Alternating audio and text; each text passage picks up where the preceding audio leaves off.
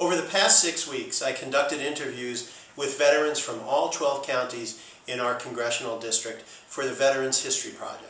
The Veterans History Project is an initiative of the Library of Congress to obtain oral histories from all of these veterans regarding their service. I was able to talk to veterans from World War II, the Korean War, Vietnam, and also a serviceman from Bosnia. And so what we've been able to do is put a little compilation together, and I wanted you to have a chance to see a brief history of what our brave men and women have done on behalf of our country. I kept hearing my name called all afternoon. We had our holes done, we was done the holes, because they shelled the thing all the time. And kept hearing this guy hard from under, I just kept still. Very sweet fell the hole with me. It's my next door neighbor. Is that right? Yeah. From Delphi? Yeah, I'm Delphi. And so we had a good visit. I never saw him after that. Okay. I think he survived the war. Did he come back to Delphi after the war? I know the water had, no, he went to Lafayette. Okay. But he survived for a while. So that was over in Anzio. You looked up and the fellow jumped in the foxhole with you was from Delphi. Yeah. What were the odds of that? Yeah. I seen 2 or 3 in Delphi over there. Did you? Good afternoon. I'm here with Rich Mrzinski, United States Army veteran, and we're here with the Veterans History Project.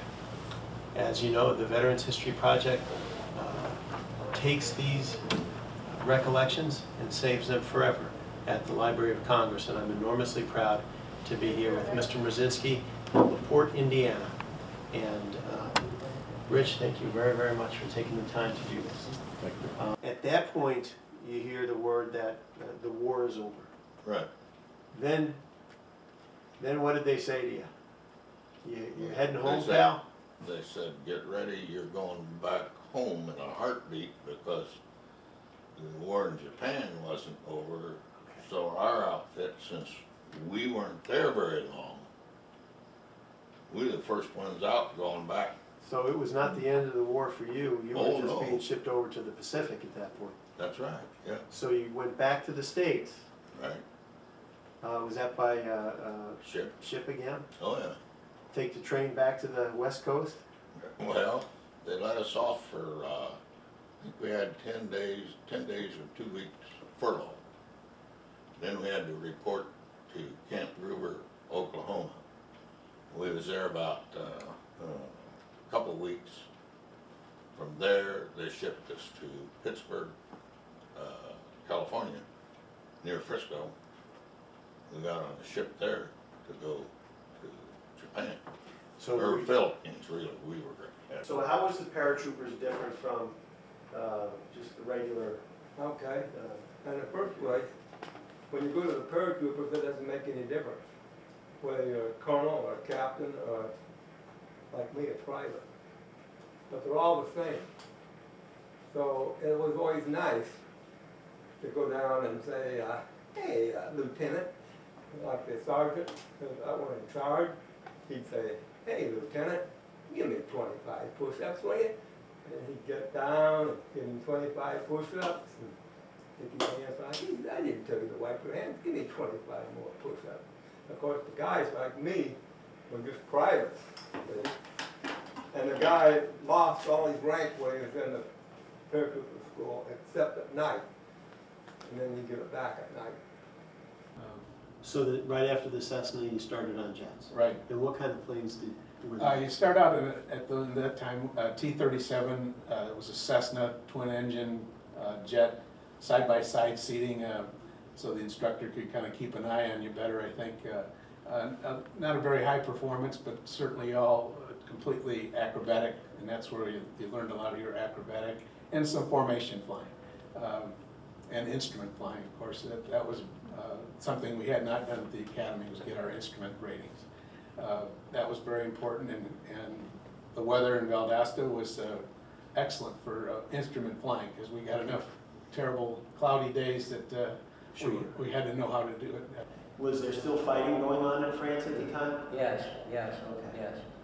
So the 12th Armored is on the move then through France. And Right. where do you pull up to where your first combat is, where you first have to get ready to combat the enemy? Just beyond Nancy, France, between Nancy, France and the German line or the Rhine River, we run into German troops. This would have been late November, early December of 1944. Wilson mate, Second Class Harold Helser, thank you for your service to the United States. Pearl Harbor survivor, worked on all the landings in the South Pacific. You're an American hero. Thank you very much. Thank you so much. Hello, I'm Congressman Joe Donnelly of Indiana's 2nd District. This is August 31st, 2010, and this is for the Veterans Living History Project. I'm here with Father Roman Schaefer. Father, thank you for being here with us today. The left waist gunner, and he bailed out. He was over the hills. He was rescued by the partisans here in Yugoslavia. And then there was a navigator and a bombardier on that crew that was rescued too. And so Morris Miller, that was the left waist gunner, he made it back to camp, and he finally finished his missions in I think it was March. That he was telling about the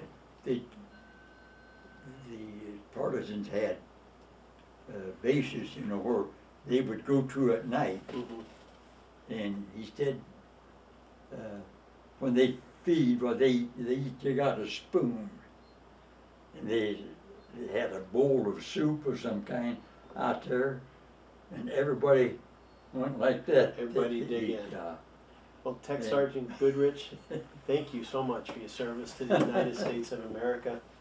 You and your fellow soldiers and servicemen and women saved our country and saved the world. Thank you so very, very much. Well, I didn't know any more than what everybody else was doing then. Well, you allow us to think of you as a hero, though, right? This was a unified thing. The workers were working, and they were doing without some of the necessities, and it was just a total Team effort. A total effort. God bless you. Yes, sir. Thank you so much. So you're on the USS Parchie and its fast attack. What were the different types of submarines that were out there? Well, there are two basic types. There was the SSBN, which they called the boomers, or the fleet ballistic missiles. Those are the ones you read about, 2 crews, blue and gold. They carry the missiles, and they go out for 6 months, come back, change crews, and go back out. Okay. The fast attack were the hunter killers, and our job was to protect our own SSBN fleet and also to find and shadow the Russian fleet. Why don't you tell us what you have in your hands there? This is a German Schutznier. While we were working with the Germans, we got to qualify with their 9mm and their service rifle. And there was gold, silver, and bronze. You got the gold if you didn't miss anything. You got silver if you missed one shot, and anything under you got the bronze. So, and this is actually the ribbon that we could wear On your uniform? And you were obviously a very good shot. Yeah. This is Bosnian for Peacekeepers. Yeah. Is this so you could look up, and if you heard somebody saying something, you could look in the booklet here and be able to try to determine what they're saying and speak back to them. Yep. This is Task Force 2-5 Cavalry, the Black Knights, Operation Joint Forge, Bosnia, 20 September 1998 to 20 March 1999. Is this a booklet of all of the different work that you did and Yeah, our camps, Okay. pictures of all of our units, or all the guys in the unit. This is actually my. here it is. Hot steel. Yep, we were hot steel. Very good. And then we have That's your my- medals. Yeah. That's my NATO medal. This medal here, That's the Army Expeditionary. Army Expeditionary Forces medal. And And this that's is your, The NATO. the NATO medal. Yeah. And then these, the service ribbons that we get to wear on our Class A's. well, thank you for keeping the peace, and thank you for everything you've done for our country. Thank you, sir. Strategic Air Command. And there was a unit called Strike Command. And that was MacDill Air Force Base. And they deployed anywhere in the world where there's problems. The airborne, like the 82nd was in that. They'd get in there, clear an area, and then our unit would drop in, set up communications. So it was a communications outfit. So you were in the communications group Yeah, as a Okay. mechanic. as a mechanic. We had all branches of service. We had Army, Navy, Marines, Air Force,